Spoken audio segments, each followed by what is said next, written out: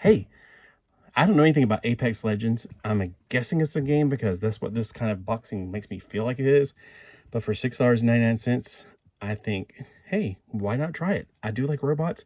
And robots, in my opinion, don't have a scale. Now, I know you may say, well, this is, of course, 1/12 scale. It's a 6-inch figure. And yes, it is way too big to be, say, a friend to Arthur, who is about 1/18 scale.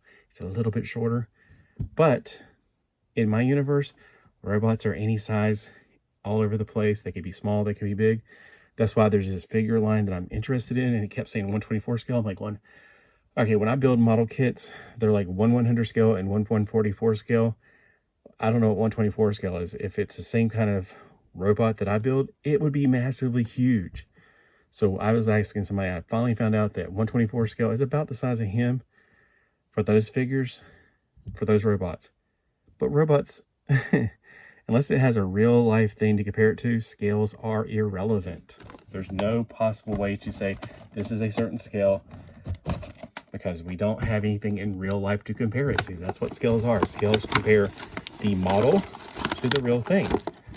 That's why it's a 1 on the top and a 6 on the bottom. It's 1/6 the size of the real thing, or 1/12 or 1/18. Oh, I thought, gosh, there's a lot of grease things in there. That's just the background. It's meant to be like that. Now, Apex Legends, there's also other figures in this line. Octane, which I don't know anything about. Caustic and Pathfinder is the one in my hand. Yep. Now, let's take a look at the actual figure itself. This right here is holographic, lenticular. A gun. Pretty cool. It's very sloppy on the paint, though, unless it's supposed to be like that. Oh, well. Not too caring about the gun. It's got a figure stand, which I like. You don't ever get figure stands. Let's see if it fits Arthur. Close, but no banana. Okay, let's take this chappy figure out of it. Something is holding his butt in place. I'm guessing he's just got a big butt. Yep, he does. He's just got a big butt. All right, let's take a look at this figure from the back. He's got some copper coil going around his arm, or going behind his back to his arm. I'm thinking these are like a ratchet, like, yeah, they are. They're really tight. Holy crap, that's tight. He's got wrist articulation here. He's got a really tight joint that goes up 90 degrees, and bicep articulation. The arm goes up this much, so when he puts on deodorant, he has no problem getting it all over the place. His arm swivels full 360 degrees, except you're going to have a little bit of trouble hitting these pipes in the back or whatever these things are.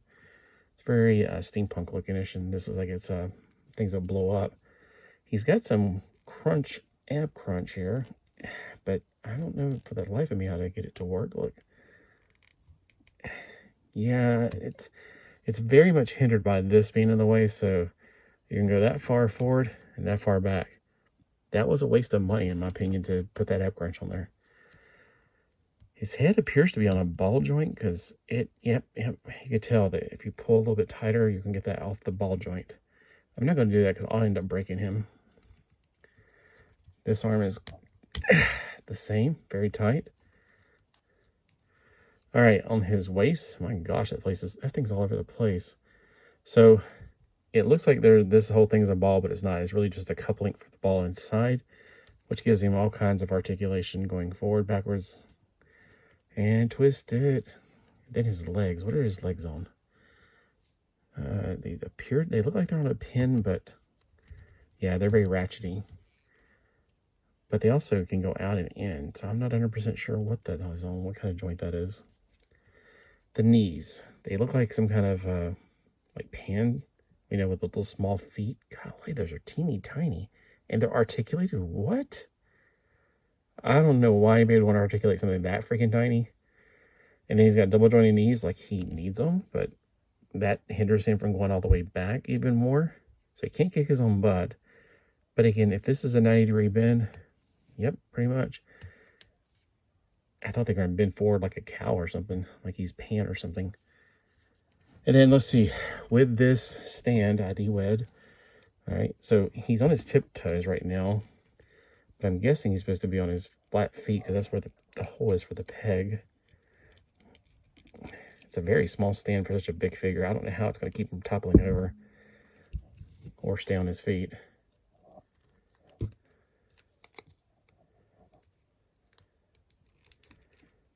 Okay, well, that stand's really tiny, but it could be used for other figures.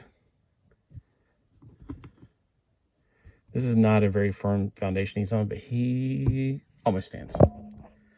So this is a concave box top for one of his plastic tubs. I got a towel on top of it. So it's not a flat surface, so you really can't judge him by that. The lenticular design on his chest, it makes it look three-dimensional with an angry face. It doesn't change like happy, mad, or something. It just makes it look three-dimensional. I don't know, it's interesting. It's a very cool, very different type of robot than what I normally collect, but I do like robots a lot. Oh, he also has a... Okay, wait a minute, hold on. So he's got a upper arm swivel, and then he's also gotten, okay, on his arm, his hand, it's definitely a tight ratchet. Okay, so the hand goes down. As you can see, the paint's coming off. Hand goes up. And it has a swivel on the hand separately. So this right here, it's almost unnecessary, to be honest with you, because it doesn't need to swivel here at all. The hand already has a swivel on it and a joint that lets him pick up the gun and point it at you like this. Speaking of gun, let's go and put the gun in his hand. He has a trigger finger.